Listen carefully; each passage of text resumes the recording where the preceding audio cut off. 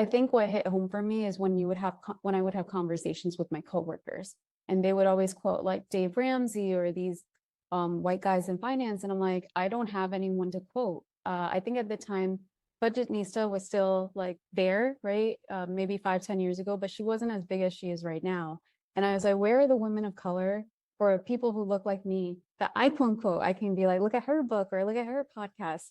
They didn't exist or they weren't as popular as some of these like guy influencers. So I was like, okay, I need to use my skill set and help more women entrepreneurs learn about money, understand like there are more women of color in the financial industry that they can talk to. So it was really just from anger that I focused on my niche.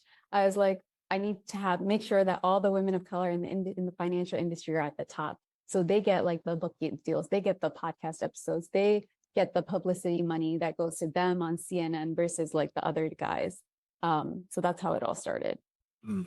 And what other like observations that you made in like your corporate that kind of led you to focus on sales coaching specifically? Yeah, I actually would say like every day before I went into my 9 to 5, I would walk down this long hallway.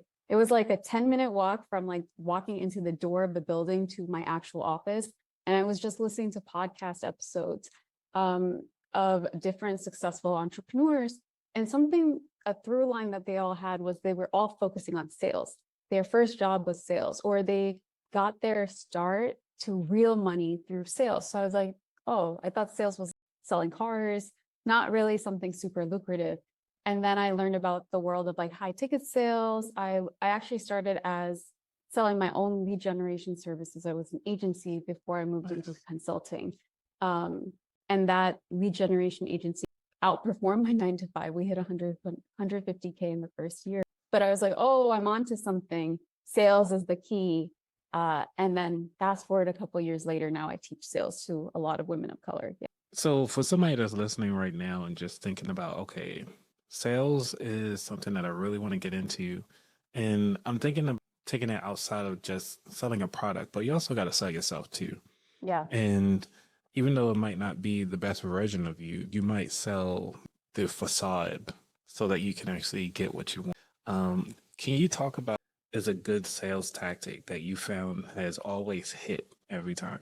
That's really funny that you say that of like a facade, because I actually think the best salespeople are the ones that are just authentically themselves.